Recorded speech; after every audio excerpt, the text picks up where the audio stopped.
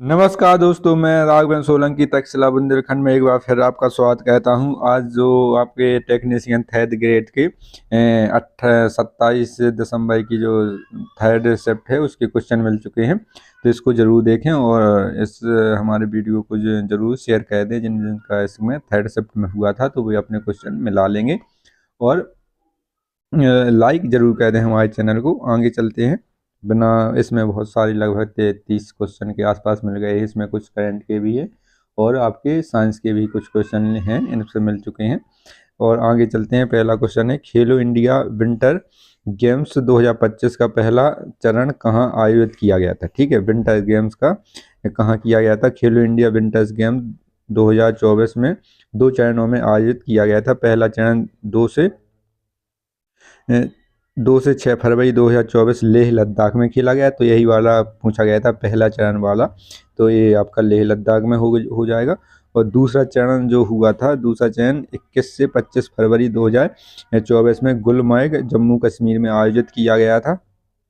आगे पूछा जा सकता है कि इसमें विजेता टीम कौन सी रही। तो इंडियन आर्मी की टीम ने 10 स्वर्ण, 5 रजत और 6 कांस्य पदक जीतने के साथ ये सबसे ऊपर टॉप पर रही है। तो इंडियन आर्मी टीम ने इसको जीता है, प्रथम स्थान पर रहा है। और खेलो इंडिया यूथ गेम का भी पूछा गया था सेकंड वाली सेट में, तो उसमें महाराष्ट्र पहले पर था। ठीक है, ये हुआ कि यहाँ था, ये तमिलनाडु के 4 शहरों में हुए थे। उसका भी शिफ्ट का एनालिसिस करवा दिया गया है, इसका लिंक डिस्क्रिप्शन में डलवा देंगे तो आप लोग देख लेना। ठीक है, आगे चलते हैं। अगला क्वेश्चन आ जाता है यहाँ पर, किसने किसने कहा था कि कोशिका पहले से मौजूद कोशिकाओं से उत्पन्न होती हैं। तो रुडोल्फ विल्चो द्वारा रॉबर्ट हुक ने ये कहा था। इनका रुडोल्फ विल्चो नाम था, रॉबर्ट हुक। ठीक है, इन्होंने कहा था कि कोशिकाएं पहले से ही मौजूद कोशिकाओं से उत्पन्न होती हैं, जिसमें आपका ऑप्शन में ये क्वेश्चन होगा रॉबर्ट हुक, तो वो आपका रॉबर्ट हुक वाला सही हो जाएगा। ये यूनेस्को वाले जरूर क्वेश्चन पूछे जा रहे हैं बार बार रिपीट होके। तो यूनेस्को विश्व धरोहर स्थल को उनके राज्यों से मिलाने के लिए क्वेश्चन दिया गया था। तो उसमें 4 ऑप्शन दिए गए। होयसोल मंदिर, ये 42वां यूनेस्को धरोहर बना था, ये कर्नाटक में है। शांति निकेतन, ये सांस्कृतिक तौर पर इसको दर्जा मिला था। 41वां है, पश्चिम बंगाल के वीरभूमि जिले में स्थित है। और मोहितदम, मोहितदम तो हर शिफ्ट में आ रहा है, एक शिफ्ट छोड़ के दूसरे शिफ्ट में अगर आपकी 50 शिफ्टें होती हैं टेक्नीशियन ग्रेड 13, तो इसमें आपकी 40 में ये मोहितदम वाला असम वाला पूछा। इसमें पूछा गया है अगला क्वेश्चन कि जनन प्रक्रियाओं में पेनिस यानी लिंग का कार्य क्या होता है। तो संभोग के दौरान उत्तेजित होना, संभोग और प्रजनन के दौरान शुक्राणु को बाहर निकालना और शरीर से मूत्र को बाहर निकालना। ठीक है, जो आपका लिंग है इसका यही काम होता है। आगे क्वेश्चन पूछा गया था, दीपावली से संबंधित था कि स्वच्छ दीपावली और जो महुआ जो कार्यक्रम चलाया गया है मंत्रालय, आवास एवं शहरी मंत्रालय द्वारा, तो इसमें अनुकूल और स्वच्छ तरीके से दीपावली को मनाना था। अगला क्वेश्चन आ जाता है, मैथ का पूछा गया था इसमें कि 50 से लेकर 100 तक के बीच की अवास्तव संख्याओं का योग क्या होगा। तो 50 से लेकर 100 तक की अवास्तव संख्याएं ये होती हैं 13, 53 होती है, 59, 61, 63, 71, 73। इनको जब जोड़ेंगे तो 720 आपका आंसर आ जाएगा। ठीक है, आगे चलते हैं। इसमें अगला क्वेश्चन पूछा गया था, वोल्टेज निकालने के लिए किए गए कार्य का आपको बताना था और समय के बीच संबंध बताना था। तो सूत्र के द्वारा उसमें सूत्र आपको बताना था कि इसका सूत्र क्या होगा। और जी, कैपिटल जी का एसआई मात्रा क्या होता है, न्यूटन मीटर वर्ग प्रति किलोग्राम। इसमें आपका वर्ग किलोग्राम हो जाएगा।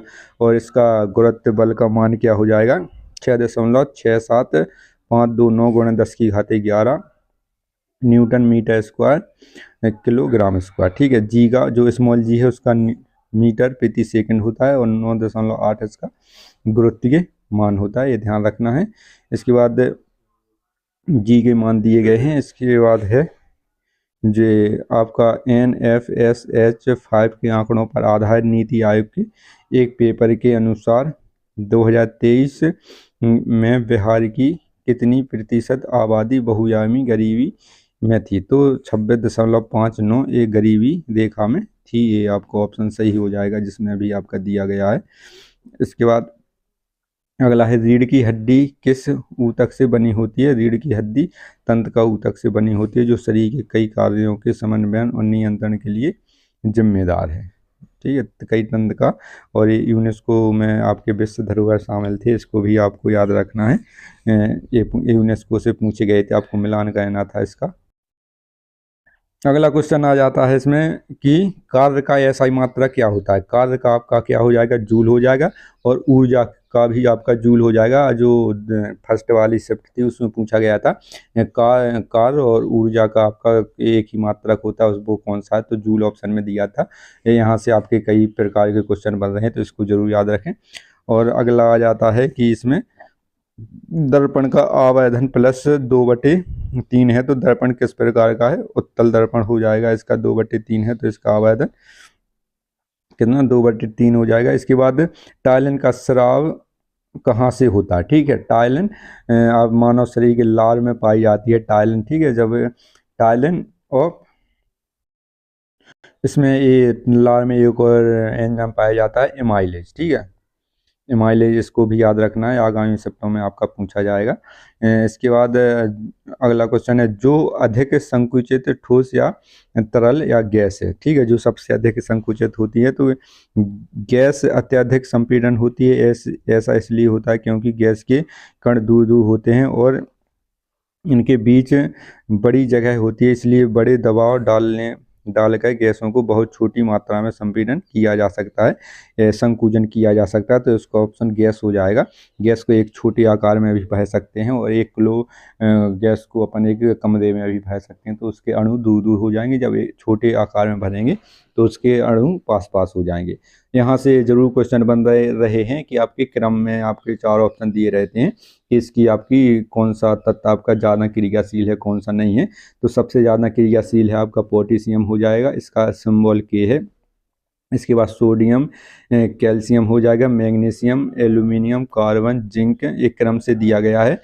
आयरन हो जाएगा, टिन, लेड, हाइड्रोजन हो जाएगा, कॉपर हो जाएगा, सिल्वर और गोल्ड। ठीक है, सबसे कम प्रतिक्रियाशील कौन सा? प्लेटिनम हो जाएगा। तो ये आपको क्रम से याद रखना है, क्योंकि यहाँ से भी क्वेश्चन दे सकता है 20 से। 4 ऑप्शन दे दिए, जिंक, आयरन, टिन, इनमें से लेड, इसमें से कहा कि इसमें सबसे क्रियाशील कौन सा है, तो इन 4 ऑप्शन में से आपको चुनना होगा। तो इसको क्रम से याद रखें, potassium, sodium, calcium, magnesium, aluminium, इस प्रकार से। अगला क्वेश्चन है, प्रजनन प्रणाली जो पोषण प्रदान करती है वह क्या होती है? वृषण कहलाती है, इसको टेस्टिस कहते हैं। वृषण के द्वारा इसको पोषण प्राप्त होता है। इसके बाद पुरुष नसबंदी को क्या कहा जाता है? पुरुष नसबंदी को वेक्स्टोटोमी कहा जाता है, और महिला नसबंदी को ट्यूबल नसबंदी या महिला नसबंदी कहा जाता है। ठीक है, अब अभी पुरुष का पूछा था, तो महिला का जरूर याद रखें, ट्यूबल नसबंदी हो जाएगी, और पुरुष को वेक्सोटोमी नसबंदी हो जाएगी। तो इसको याद रखना है। आगे चलते हैं। इसके बाद करंट का क्वेश्चन है कि प्रधानमंत्री श्री नरेंद्र मोदी जी ने 23 अक्टूबर 2024 को कजान में 16वें ब्रिक्स शिखर सम्मेलन के दौरान पीपल्स रिपब्लिक ऑफ चाइना के राष्ट्रपति शी जिनपिंग का समझौता हुआ। इसमें कौन सा समझौता हुआ? जो भारत चीन के बीच 2020 में जो लड़ाई हुई थी सेना के बीच में, उसको मतभेद को समाप्त करना और इसको आगे बढ़ाना। ठीक है, व्यापार को आगे बढ़ाना, यही समझौता हुआ है। एंथ्रेसाइड और मांसपेशी कोशिकाओं में माइरूबिक एसिड किण्वन का उत्पाद लैक्टिक एसिड करता है। ठीक है, जो आपका जिसकी वजह से मांसपेशियां थकने लगती हैं, लैक्टिक इसमें तत्व अम्ल जम जाता है, जिसकी वजह से कोई ज़्यादा काम करने पर मांसपेशियां थकने लगती हैं। आगे अगला क्वेश्चन आ जाता है। अगला क्वेश्चन इसमें है कि निम्नलिखित में से किसे हाल ही में 5 किन शास्त्रीय भाषा का दर्जा दिया गया है? इसमें पूछा गया है 5 शास्त्रीय दर्जा दिया गया है, तो कौन सी भाषाएं हैं वो? तो इसमें नरेंद्र मोदी सरकार ने मराठी, पाली, प्राकृत, असमिया और बंगाली को शास्त्रीय भाषा का दर्जा दिया, जिसमें से भारत कि शास्त्रीय भाषाओं की संख्या बढ़कर 11 हो गई है। ठीक है, इसमें कितनी है शास्त्रीय भाषा? 11 हो चुकी है। तो इसमें देख लेते हैं इसमें कौन कौन से हैं। 11 भाग इसमें।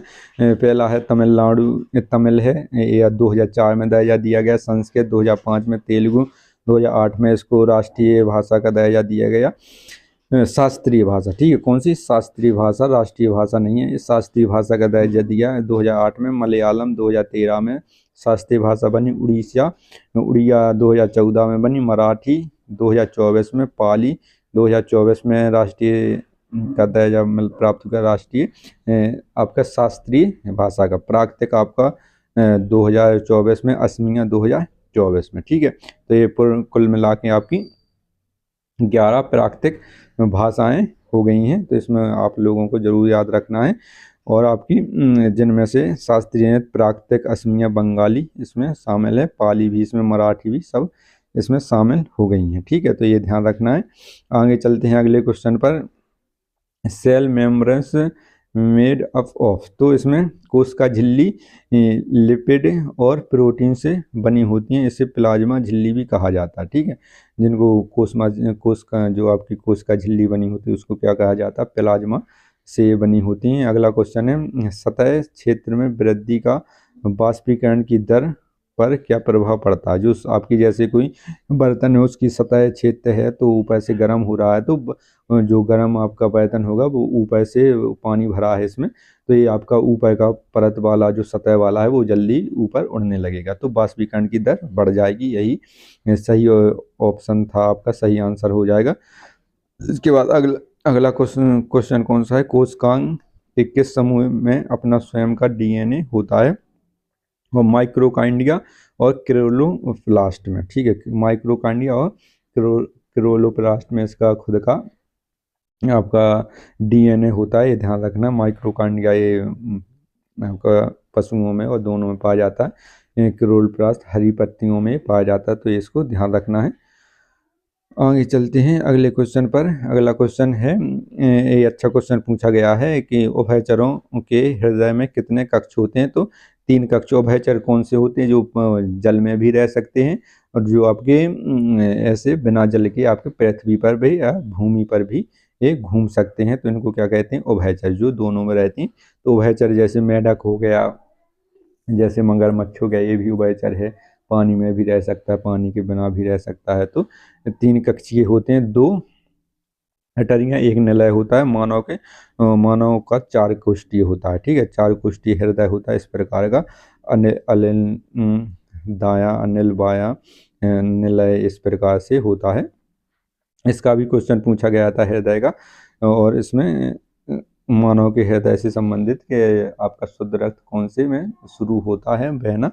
इसमें 2024 में 6ठे शास्त्रीय रैपिड फेडरेस्ट शतरंज टूर्नामेंट की मेजबानी किस आईटीआई ने की है? तो आईटीआई मद्रास ने 30 से 31 मार्च 2024 में इसकी मेजबानी की है। तो अच्छे करंट के क्वेश्चन पूछे जा रहे हैं अंदर से भी। और तमिलनाडु के माननीय राज्यपाल थिरु RN रवि ने श्री राम इन तमिलनाडगम इन सेपरेबल ब्रांड नामक एक महत्वपूर्ण पुस्तक का विमोचन किया। तो उसमें पूछा गया था कि तमिलनाडु के जो राज्यपाल हैं उन्होंने कौन सी पुस्तक विमोचन किया, तो यही सही हो जाएगा। अगला क्वेश्चन कौन सा है? ऑक्सीजन युक्त रक्त, आपका रक्त से संबंधित पूछा गया था कि आपके हृदय में, जो मनुष्य का हृदय है उसके आपके 4 कोष्ठ होते हैं, तो इसमें कौन से कोष्ठ में इसका शुद्ध रक्त बहता है? तो ऑक्सीजन युक्त को फुफ्फुस सिराएं हृदय के बाएं अलिंद में लाती हैं। कौन सी सिराएं? आपकी जो आपकी ऑक्सीजन युक्त, ठीक है, जो ऑक्सीजन युक्त है जो सिराएं हैं, फुफ्फुस सिराएं हृदय के बाएं अलिंद में लाती हैं। दाएं अलिंद से रक्त बाएं अलिंद में जाता है, इस प्रकार का ये क्रिया चलती रहती है। ठीक है, एक दायां भाग है, एक बायां भाग है, तो इस प्रकार से ये क्रिया चलती रहती है। बाएं निलय से रक्त महाधमनियों में जाता है। महाधमनी ऑक्सीजन युक्त रक्त को शरीर के सभी हिस्सों में पहुंचाती है, तो इसको याद रखना है। यहाँ से आपके जरूर क्वेश्चन बनते हैं। और इसमें ध्यान रखना है हृदय के 4 कक्ष होते हैं, बायां अलिंद, दायां अलिंद, बायां निलय, दायां निलय। तो इस प्रकार का आपका हृदय होता है इसमें आपका। तो ये बायां अलिंद हो जाएगा, ये कौन सा हो जाएगा आपका, दायां अलिंद हो गया जाएगा, दायां निलय, बायां अलिंद और दायां निलय, इस प्रकार से बना होता है हृदय। हृदय, इसमें कहा गया हृदय और रक्त वाहिकाओं से जुड़ी कुछ बातें हैं। फुफ्फुस धमनियां ऑक्सीजन रहित रक्त को दाएं निलय से फेफड़ों में ले जाती हैं, तो ये ध्यान रखना है, यहाँ से आगामी क्वेश्चन बनेंगे। और इसमें सोलेनोइड का क्वेश्चन पूछा गया था, तो एक चुंबकीय की तरह बिहेव करता है और चुंबकीय क्षेत्र तैयार करता है, ठीक। तो उसमें सोलेनोइड ऑप्शन दिया गया था, तो आपका ये वाला सही हो जाएगा। आगे आज के लिए इतना ही। ये क्वेश्चन जितने भी मिले थे विज्ञान के थे, इसमें कुछ करंट अफेयर्स के थे, इसको ज़रूर आप देख लें। जो आगामी शिफ्ट आपकी आज की बची हैं, आज पेपर ख़त्म हो जाएंगे 29 को, तो इसको भी आप आराम से दें। आप 2 शिफ्टें और बची हैं, 3 शिफ्टें, तो इनको जरूर देख के जाएँ, फ़ायदा जरूर होगा। हमारे चैनल को सब्सक्राइब जरूर कर लें। यहाँ पर पूरे एनालिसिस के साथ आपको रीजनिंग, मैथ है और जो जीके जीएस सभी करवा रहे हैं। मैथ का भी बहुत जल्दी, रीजनिंग का भी एनालिसिस करवाएंगे हम आपको। और हमारे चैनल को सब्सक्राइब जरूर करें। जय हिंद साथियों।